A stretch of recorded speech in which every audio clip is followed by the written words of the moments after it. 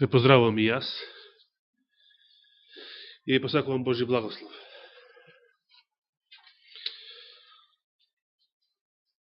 Денес е 7 декември, 7-миот ден од месецот, значи, и 7-миот ден од седмицата. Ке продолжиме со нашата тема, што ја започнавме мејатата сабота. Видовме низ повеќе библиски текстови од Новиот Завет, дека според Христовите зборови и според верувањето на апостолската црква, кога прв пат требало да се случи второто Христово доаѓање? Односно, во кое време? Во времето на апостолите, значи, можеме да речеме грубо во првиот век. Прашањето беше зошто тоа не се случило тогаш. Исто така прашањето беше дали самиот Христос и неговите ученици се лажни пророци, штом така кажувале, а тоа не се исполнило. Се разбира, не. Не може да биде лажен пророк некој што воскреснал од мртвите, некој што воскреснувал други од мртвите, и некој што направил такви силни дела и чуда,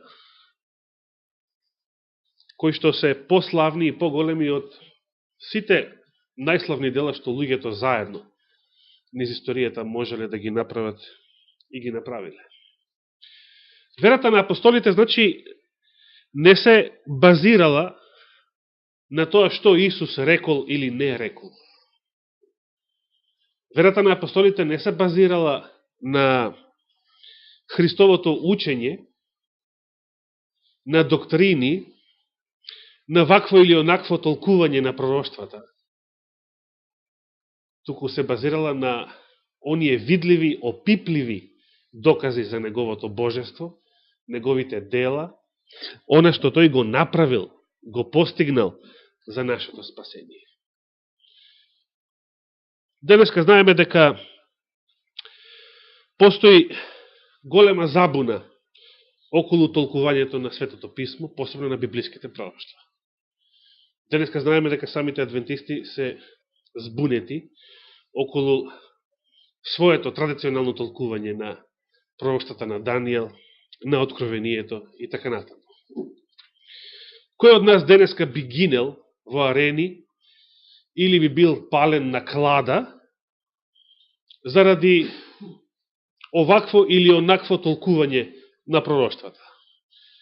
Заради оваква или онаква доктрина? Апостолите гинеле и биле храбри да поднесат секакви прогонства, затоа што тие, како што ќе рече апостол Павле, знаеле во кого, не во што, доктрина, догма, толкување, во кого верувале. Тие имале жива врска со воскреснатиот Господ. И од него потекнува и секоја вистинска наука, доктрина, учење, толкување и така натаму. Но без таа жива врска со живиот Спасител, ништо друго не вреди. Сето друго се само смоквили лисија. Сите факултети, универзитети, болници, училишта, дипломи, докторати, сето оно што е денес на ките на Адвентичката црква, се само смоквини лисија. Многу смоквини лисија. А прашањето е каде е плодот, каде е смоквата што Господ ја бара. Денеска ќе сакам да зборувам за тема под наслов Раниот Адвент. Малко чудно, мијатата проповед ја насловив како Вториот Адвент, иако тогаш зборувавме за најавата и верувањето и очекувањето на апостолската црква, Второто Христово доаѓање да се случи во првиот век. Дали знаете, дали сте го чуле како прво овој поим Раниот Адвент? Сега, ако некој случајно не знае што е тоа Адвент, значи латински збор што на македонски тука на црковно-словенски јазик се нарекува пришествие. Во Кирил Печинович, например, што беше спомнат, се однесува на Христовото доаѓање. Посебен теолошки израз. Што значи вториот адвент, според тоа? Второто Христово доаѓање. Што е првиот адвент? Првото Христово доаѓање. Сега, дали знаете што е раниот адвент? Во англиските адвентистички песнарки постои цел одсек, таму има преку 800 химни. Постои цел еден одсек на песни кој што е насловен така, раниот адвент. Се работи за песни кои што ги пееле првите адвентисти некаде во средината на 19. век. Песни што се однесуваат на второто Христово доаѓање. Дали знаете зошто ги пееле? Затоа што верувале дека второто Христово доаѓање ќе се случи кога? Во нивно време.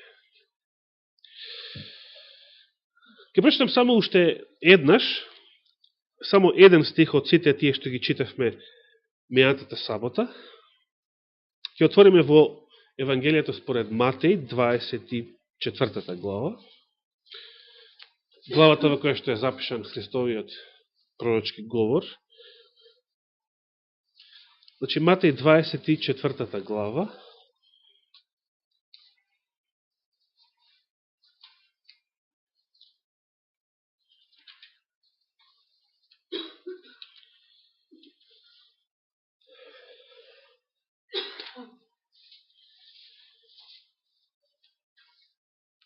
Тридесет и вториот до 35 стих.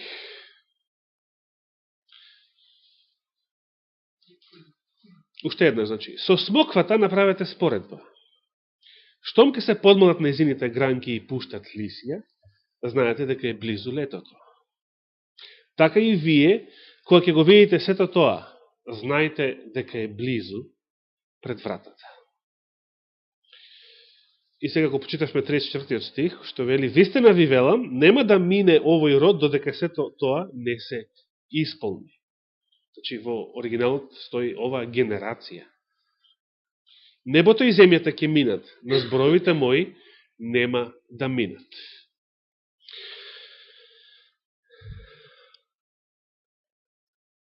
Се разбира, генерацијата што ги слушала Христовите зборови одамна изминала. Тоа го кажавме. Првите адвентисти кои ги читале овие зборови, дали знаете како ги толкувале? Токму овие стихови што ги прочитав. Денеска не среќавам книга која што го истакнува тоа толкување, но се сеќавам на едни книги од порано, таму пред повеќе од 20 години, што на почеток ги читав, се уште го имаше тоа толкување. Автор беше Мирко Голубич, ако не се лажам. Првите адвентисти толкувале дека онаа генерација што ќе ги види последните знаци што Христос ги споменал во пророштвото. Кои се тие последни знаци? Дека сонцето ќе потемни и месечината нема да ја дава својата светлина и звезди ќе паѓаат од небото и силите небесни ќе се разнишат. Адвентното движење се јавува во 19. век после едни вакви настани што се случиле во тоа време. Кои беа тие настани? Мрачниот ден од 1780 година и метеорскиот дожд или паѓањето од звезди, како што така било опишано и во тогашниот печат, во 1833 година, што се поклопува со времето кога Вилијам Милер и неговите соработници проповедале за второто Христово доаѓање.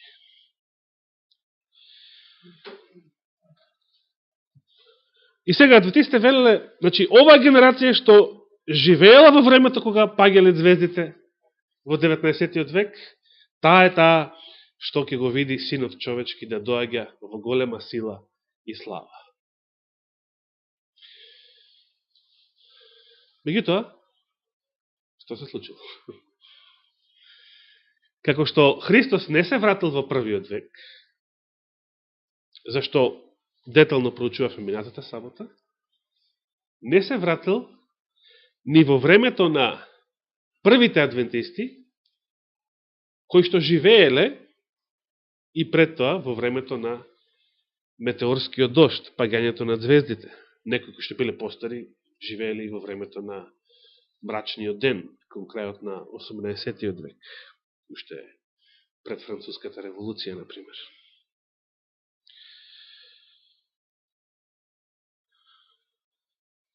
Дали знаете кога требало да се случи раниот адвент, како што велувале адвентистите почеток? Сега да ве потсетам на некои изјави на Елена Вајд, кои што денеска се наоѓаат во раните списи, заедно собрани таму во таа книга. Има едни изјави, за жал, ја немам книгата што еден ми ја зема и не сака да ми ја враќа. А во таа книга се сите на едно место овие работи што ги зборувам, па само ќе парафразирам. Некаде 1850-та, 1851 година, Елена Вајд кажува вакви зборови. Видов дека времето додека Исус служи во светињата на светињите, само што не е истечено, само што не е истекло, не завршило. И понатаму вели, значи 1850 година, кажува такви зборови, дека времето е пред крај, и понатаму вели, она што нам, значи првите пионери, така да кажа, она што нам ни беше потребно да го научиме за неколку години, не треба години за да го научиме, новите верници треба да го научат за неколку месеци. Множена и врз база на вакви зборови обвинуваат Елена Вајд како лажен пророк, затоа што ете многу јасно таа зборувала дека крајот и второто Христово доаѓање требало да се случат некаде кон средината на 19. век. Навистина, тоа така требало да биде. Како што требало да биде некогаш во првиот век. Многу поодамна. И сега ќе споменам онаа позната конференција на тогаш се уште неденоминирани адвентисти, значи без организација, без деноминација, само како едно движење.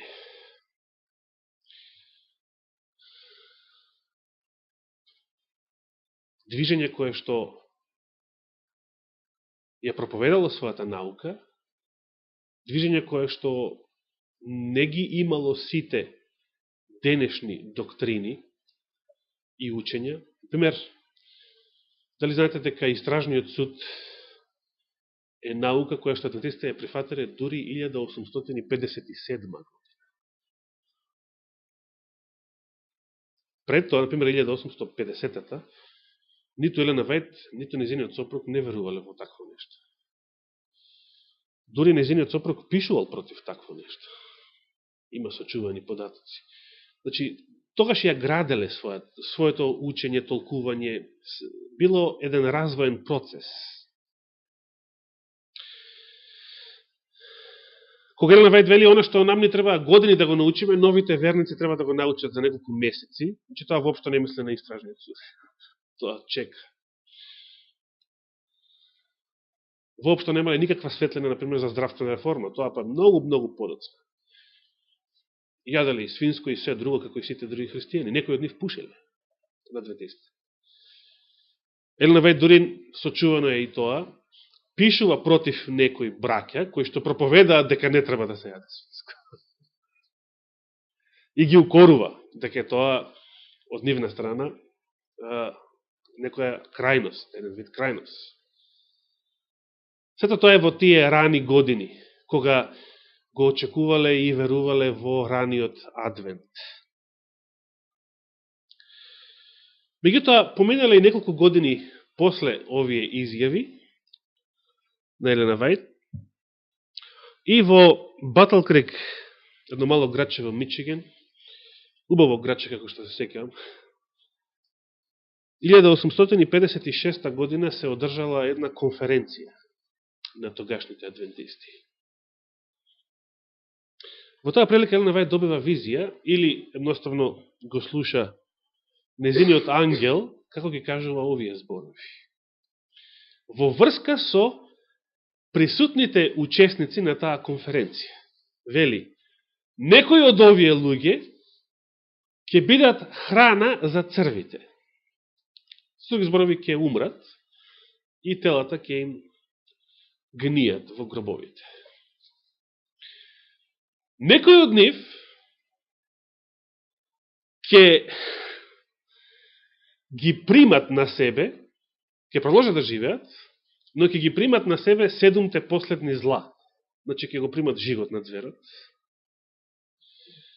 и ќе ги примат на себе, како и останатиот непокајан свет, 7 последни зла. А некои од нив исто така ќе живеат,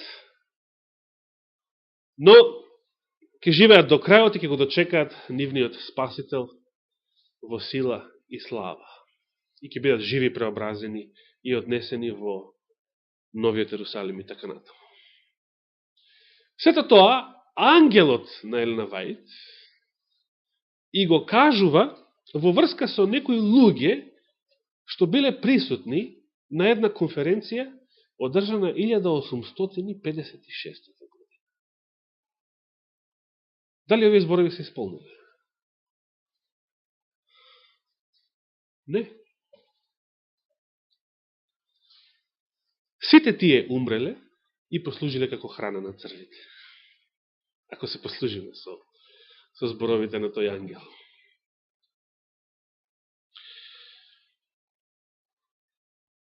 Зошто Христос не се враќал тогаш, кога бил очекуван да се врати?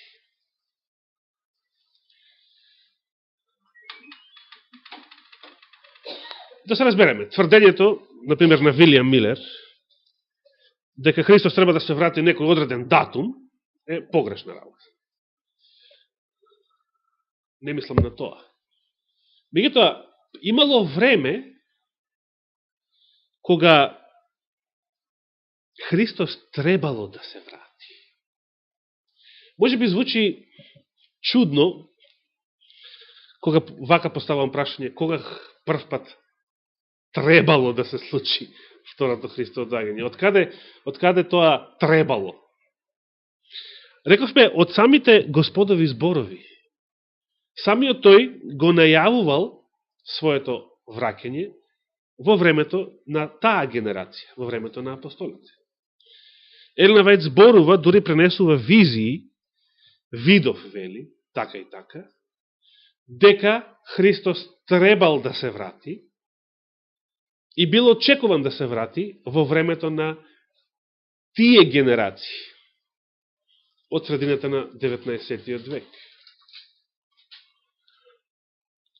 На крај го споменавме ангелот неизим, кој што кажал така и така во врска со некои учесници на конференција од средината на 19.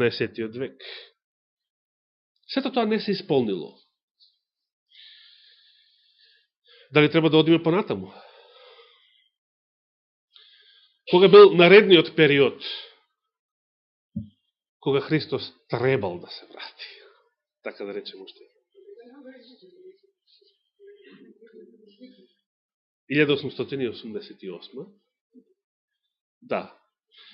Елена Вајт вели, отпосле го кажува тоа, не најавува, не одредува време за второто Христово доаѓање однапред. Отпосле вели, видов дека ако ја прифатевте, современо тоа го цитиравме детално и зборував на тие теми, ако ја прифатевте им се обраќа на водачите на Адвентичката црква, ако ја прифатевте пораката на старешените Джонс и Вагонер, видев дека Господ за 2 години од тој датум, значи од 1888 година, ќе го завршеше своето дело, ќе дојдеше во сила и слава и ние веќе ќе бевме во небесниот Ханан, небесниот Ерусалим. Она отпосле кажува дека за 2 години ќе се случеше сето тоа, ако беше прифатена пораката на Христовото Евангелие, пораката за оправдание со вера. Зошто сето тоа не се случило во сите овие времиња? Последниот пример што го споменавме со периодот по Генералната конференција во Минеаполис, за тоа најчесто зборував в последниве неколку години. Елена Вајд вели дека Господ со таа порака го испратил позниот дожд. Нешто што адвентистите од секојаш учеле, верувале и проповедале, дека треба да се случи, да претходи на довршувањето на Божието дело. Човек под влијание на позниот дожд, на онаа сила на Светиот Дух, која што Господ ја излева во најголема мерка, врз своите следбеници, своите верни и послушни деца на оваа земја, човек кој што е под влијание на таа сила, тој не вели не дирај лава док спава, тој не се крие под граѓански издруженија. Човек кој што е под влијание на таа сила, како и апостолската црква на почетокот, ќе направи нешто што другите ќе речат дека го испревртеле светот. Го испревртеле светот, беше речено за апостолите.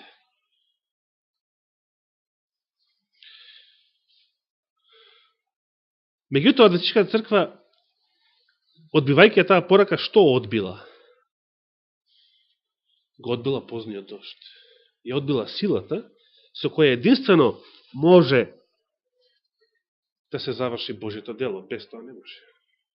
Без Светиот Дух не може нито да почне Божието дело, ако не беше педесетница. Значи, самите апостоли не се дрзнувале да излезат и со свој човечки памет да проповедаат.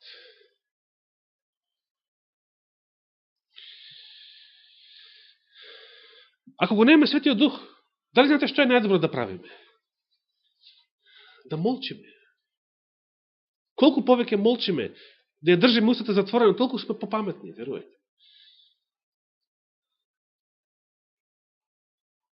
Затоа што колку повеќе устата зборува, а не е од Духот, од Светиот Дух, толку сме поглупави.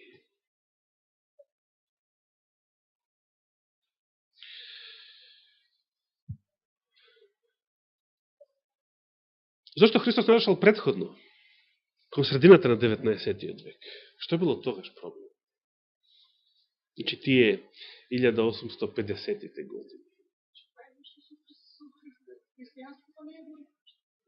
Добро. Дали Христос чека сите христијани да се разбудат, да поверуваат дека живеат во последно време? Не, се разбира. Дали целата црква, целиот христијански свет ќе се обрати, ќе се разбуди? Елена Вајд, зборувајќи само за адвентистите, вели, само за адвентистите зборувајќи, вели, дали целата црква ќе се обрати, ќе се разбуди? Такво време никогаш, вели, категорички, никогаш нема да дојде. Никогаш.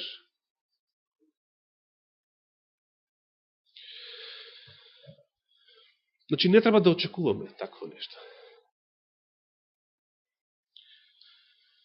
Кон средината на 19. век, со адвентистите прв пат се случила една чудна појава. И таа појава со еден збор е наречена млакост. Почнувајќи токму од таа 1856 година, Не порано, туку од таа година, адвентистите почнаа да зборуваат дека пораката до Лаодикејската црква во Откровение 3 глава се однесува на нив. Пред таа година не го зборувале тоа. Пред таа година тоа не го зборувале.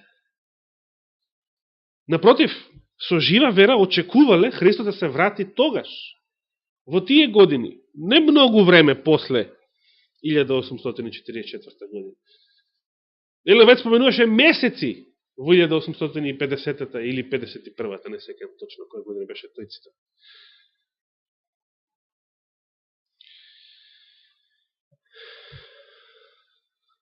Знаеме што е тоа млакост.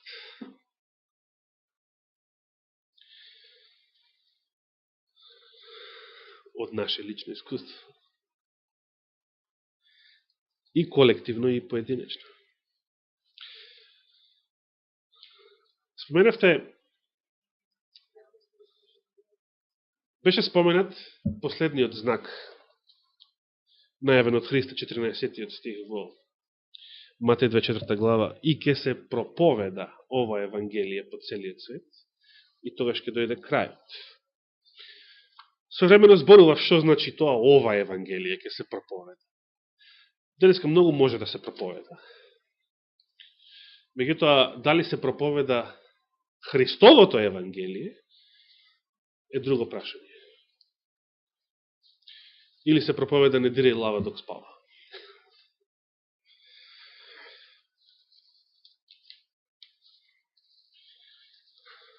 Слушно како се рече брат Борче, лавот не спие.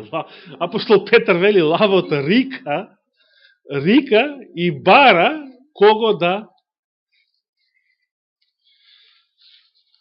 го прождене.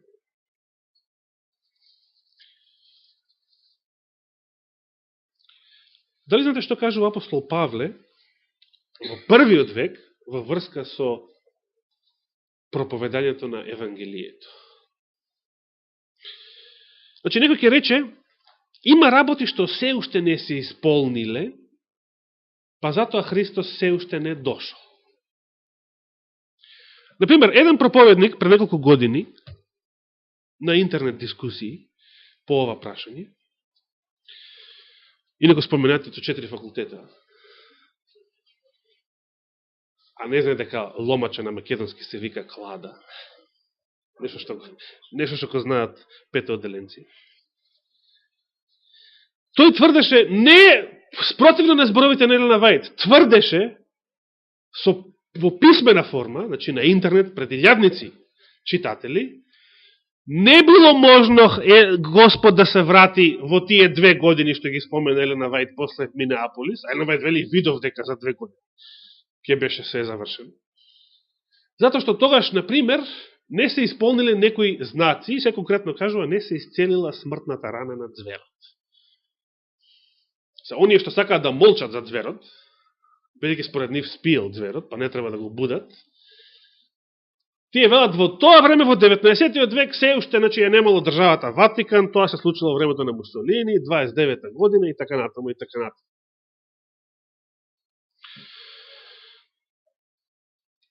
Без да коментирам за тоа, споменав дека проповедањето на Евангелието е последниот знак што Исус го најавил, и затоа што самиот вели, и тогаш ќе дојде крајот. Ќе се проповеда ова Евангелие по целиот свет, и тогаш ќе дојде крајот. Дали знаете што вели апостол Павле во врска со овој знак?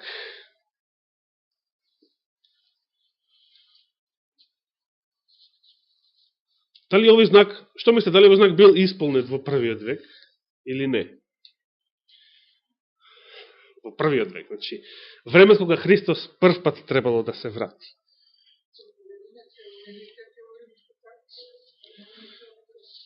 Има еден стих во Новиот Завет, кој што конкретно го одговара ова прашање. Дали знаете кај се наоѓа стихот?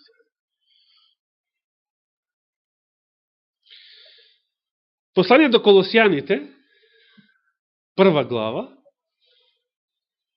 Послание до Колосијаните, прва глава, 23 стих.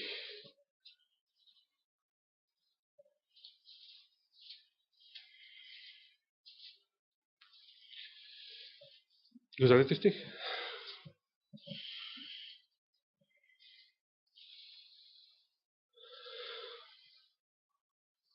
Апостол Павле, значи, им пишува на Колосјаните и вели: само ако останете во верата тврди и непоколебливи и бидете неотклонливи, значи, да не можете да бидете поместени во верата, отклонети, од надежта на Евангелието што го чувте, не било кој Евангелие, од Евангелието што го чувте, кое е проповедано на секое поднебесно создание и кому што јас, Павле, му станав слуга. Апостол Павле вели дека ова Евангелие, Христовото Евангелие, во негово време било проповедано на секое создание под небото. Многу интересна изјава. Не навлегуваме што се може да значи сега ова, како треба да се толкува. Дали навистина секој човек што живел на планетата во првиот век го слушнал Христовото Евангелие. Не мора да значи, тој споменува созданија. Меѓутоа,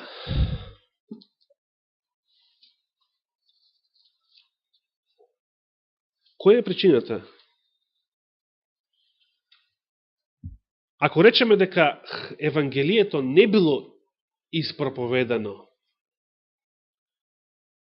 во целиот свет, во првиот век, па затоа не дошол Христос. Која е причината што не било испроповедано? Значи, не е доволно да се каже ова било причина, па затоа не се случило. И тоа што го наведувате како причина, има причина. Например, ако требало државата Ватикан да се формира пред да се случи второто Христово доаѓање, која е причината што тоа не се случило во 19. век, што требало да се чека на Мусолини во 20. век? Ако требало целото Евангелие за царството, односно ова Евангелие за царството се испроповеда по целиот свет, до сите луѓе, и ако речеме тоа не се случило во првиот век, тоа не се случило ни во 19. век, бидејќи Адвентичката црква го отфрлила позниот дожд и вистинското Евангелие. Која е причината што не се случило? Кога, под какви услови Евангелието било можно да се испроповеда низ целиот свет во првиот век? И тогаш се да биде завршено.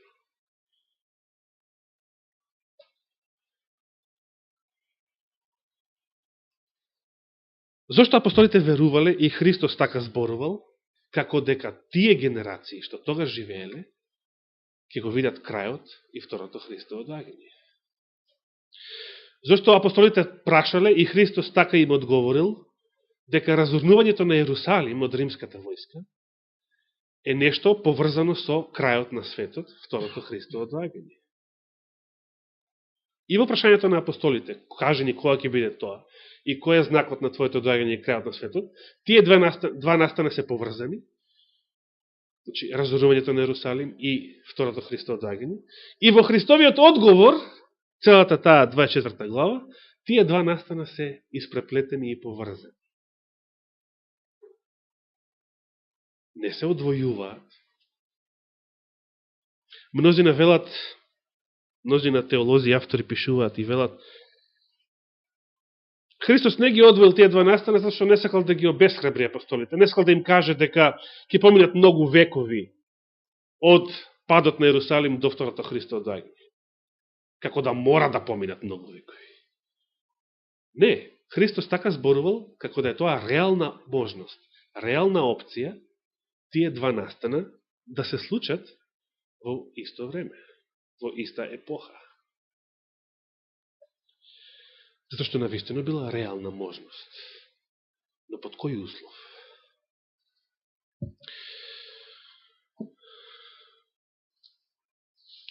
После Христовото воскресение, бидејќи пророчкиот говор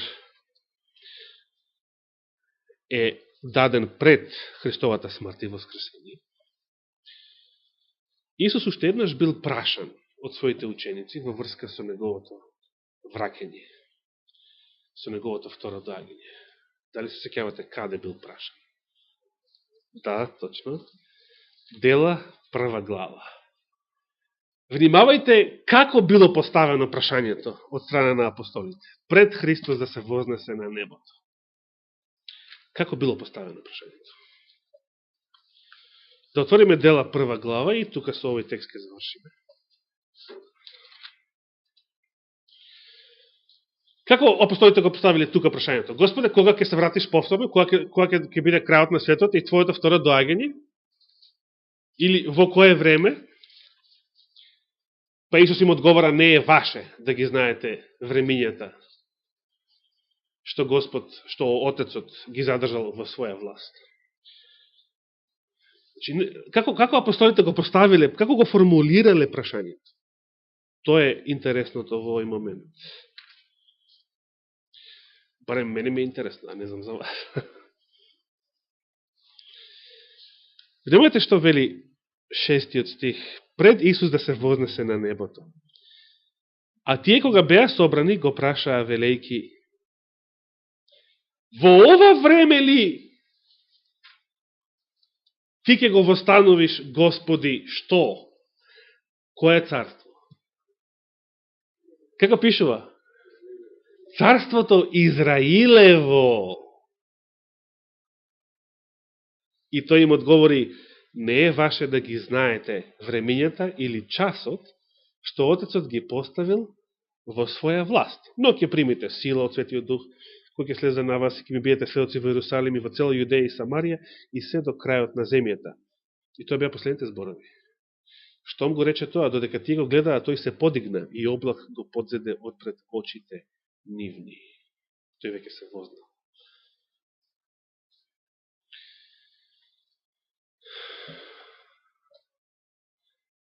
Кога апостолите тргнале да проповедаат со силата на Светиот Дух после Педесетница,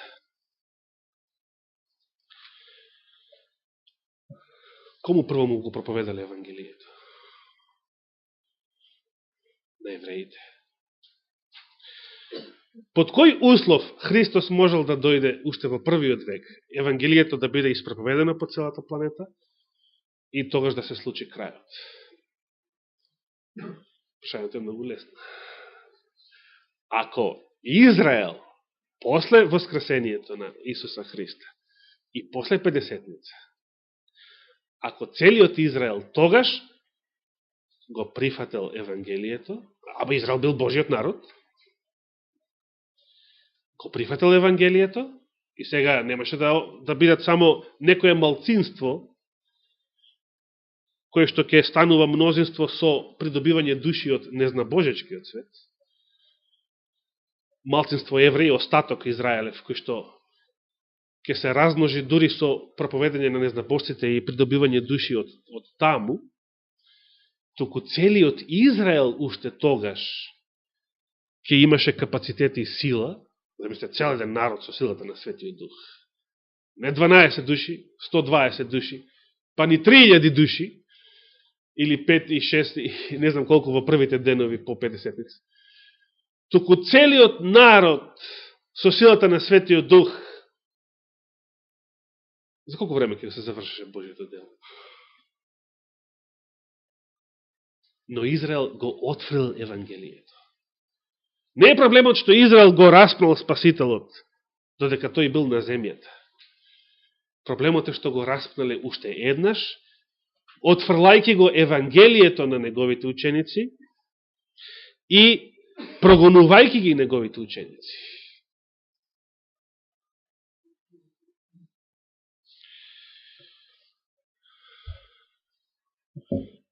Зошто Исус не дошол во 19. век? Затоа што адвентисти се претвориле во Лаодикеја. Наместо движење, спиење. Не зверот, не лавот, они заспале. И спие до ден денес. Спиеме до ден денес. Зошто не дошол на крајот од 19. век или на почетокот на 20. последното поволно време за второто Христово доаѓање до сега? Затоа што Божиот народ ја отфрлил силата на позниот дожд, отфрлајќи ја веста за оправдание со вера.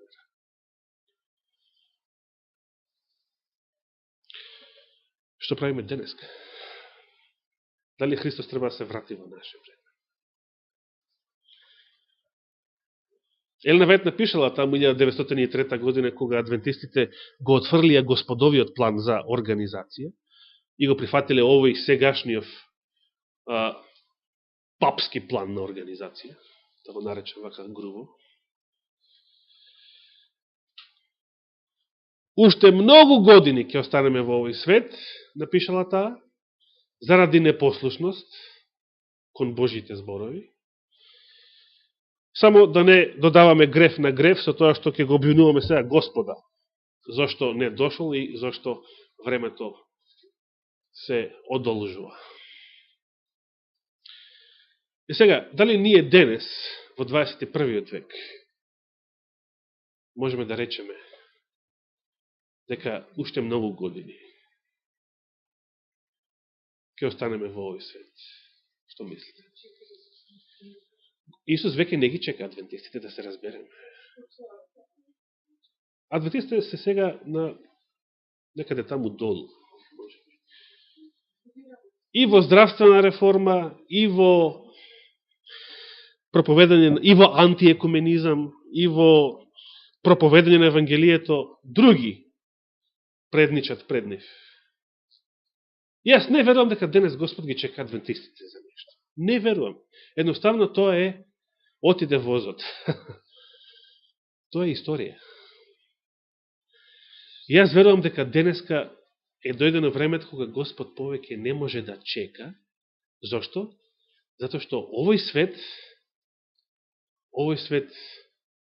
повеќе нема иднина. Денеска живееме во времето на Содом, во времето на Лот, како што самиот рекол. Денес кога се по-дрско и по-дрско се напаѓа семејството, се промовира содомија на сите полиња, и како што споменавте и закони против оние кои што проповедаат Библија по тоа прашање. Каква иднина има овој свет со Монсанто, со генетски модифицирана храна и со растурено семејство? Има ли иднина светот? Што е иднината на светот? Нови генерации? Каква иднина има светот кога е семејството уништено? Нема иднина. Кога храната не е храна, кога бракот не е брак, кога мажите не се мажи, кога жените не се жени.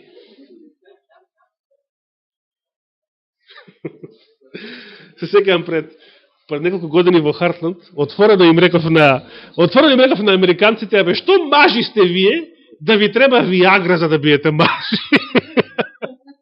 Отворено им реков. Вие треба да се другирате за да биете мажи. Што сте толку расипани?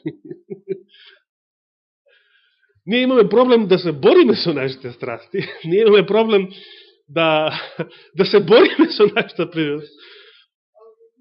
Замислите колку се луѓето денеска расипани. Колку е општеството расипано. Ако Господ не дојде за наредните 100 години, овој свет самиот ќе се уништи. А тоа Господ нема да го дозволи. Живееме не во последното време, живееме во најпоследното време. Време после кое нема одлагање. Нека му е фала и слава вечно. Амин.